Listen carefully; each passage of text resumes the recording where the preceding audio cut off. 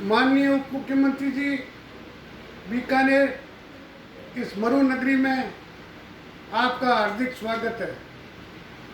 मैं आपके बीकानेर आगमन पर पीडब्ल्यूडी कॉन्ट्रैक्टर एसोसिएशन के अध्यक्ष के नाते आपसे कुछ निवेदन करना चाहता हूँ।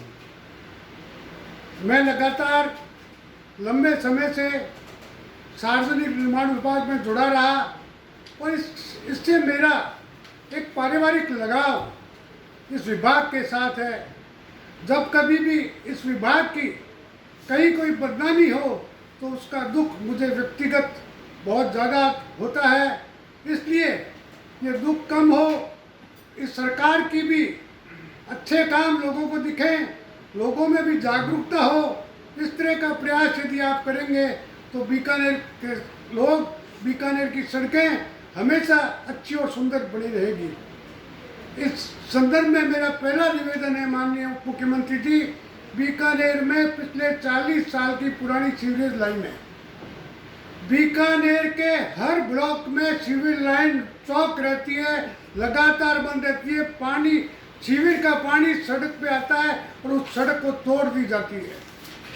मैं ज़्यादा इसमें तो पूरा बीकानेर शहर में से हज़ारों पॉइंट मिल जाएंगे, लेकिन उदाहरण के लिए मैं आपसे निवेदन करना चाहता हूं कि बीकानेर के हृदय स्थल कोर्ट गेट पर हाजी बलवान साहब पीर के पास लगातार पिछले 4 सालों से सीवर लाइन ब्लॉक रहती है। उसके कारण सीवर का पानी दिन भर सड़क पर चलता है। उस कारण उस हृदय स्थल कोर्ट गेट की सड़क लगातार टूटती है।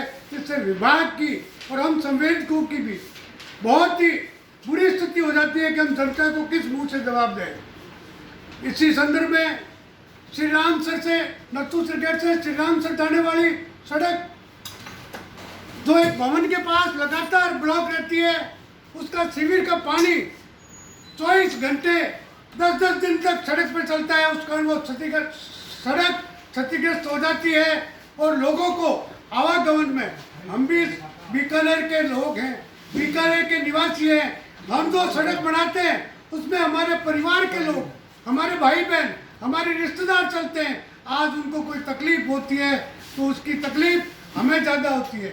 हम चाहते हैं कि विभाग का ऐसा काम हो जिससे जनता में विभाग की और हम संवेदकों की भी एक अच्छी छवि बन पाए।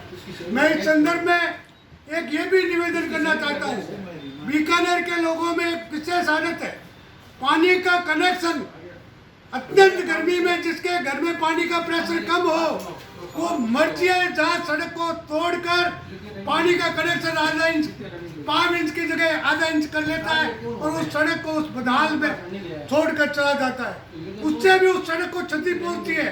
विभाग द्वारा समय समय पर ये लगातार ये प्रयास किए जाए कि पानी के कनेक्शन के कारण लोग सीसी ब्लॉक, जो सीसी ब्लॉक की सड़क पड़ी हुई है, अगर उसमें से 20 ब्लॉक भी निकाल दें तो पूरी सड़क जो इंटरलॉकिंग ब्लॉक है उसके कारण पूरी सड़क क्षतिग्रस्त हो जाती है।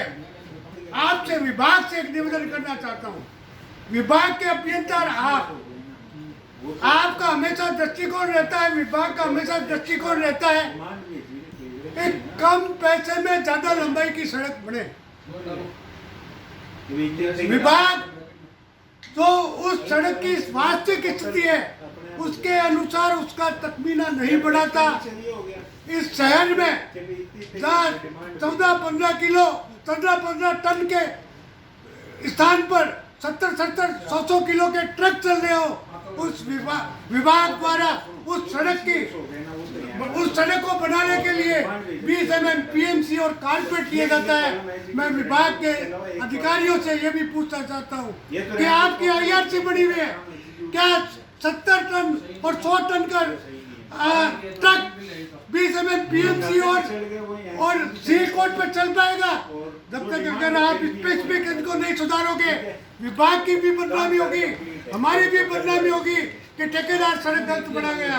अगर इस तरह से उस विभाग के मौके के अनुसार स्पेसिफिकेशन नहीं किया गया तो निश्चित रूप से वो सड़क लंबे समय तक नहीं चल पाएगी। मैं इस अंत में मैडम आपसे यह भी निवेदन करना चाहता हूँ कि ये जीएसटी टैक्स को राजस्थान के ठेकेदारों पे इस तरह थोप दिया गया है कि पूरे अमाउंट का 18% जीएसटी आपको चुकाना पड़ेगा। मान्यवर उप मुख्यमंत्री जी, हम अब जिस वर्क ऑर्डर को लेके कार्यादेश को लेके काम करते हैं उसमें 30% लेबर, उस कार्यादेश का 30% लेबर लगती है, उसकी जीएसटी हमें जेब से भरनी पड़ती है। मान्यवर 20% पेट्रोल और डीजल लगता है, उसकी जीएसटी ठेकेदार को अपने निजी खाते से, निजी पैसे से जमा करवानी पड़ती है। जब तक इसको डीजल और पेट्रोल को जीएसटी के दायरे में नहीं लाया जाएगा, लेबर में जीएसटी की छूट नहीं दी होगी, तो विभाग के ठेकेदार आपका काम सही तरीके से नहीं कर पाएंगे। विभाग की बदनामी होगी, सरकार की बदनामी होगी। इसलिए हम आपसे विनम्र हाथ जोड़कर आग्रह करना चाहते हैं। एक अंत में मेरा यह निवेदन है कि विभाग काम करवाने के पश्चात भुगतान की कोई जिम्मेदारी नहीं लेता है। मैं इसी संदर्भ में आपका ध्यान आकर्षित करना चाहूँगा कि LIC 3 अक्टूबर 2023 में कार्यादेश दिया, उसका ठेकेदारों से कार्य करवा लिया गया और आज दिनांक तक उसका भुगतान उस ठेकेदार को नहीं मिला है। अगर ठेकेदार को भुगतान नहीं मिलेगा, वो उसके बैंक का ब्याज और उसका ब्याज और जो उसको मानसिक हैरेसमेंट हुआ है उसकी भरपाई कौन करेगा। तो माननीय मुख्यमंत्री जी, मेरा आपसे यही आग्रह रहेगा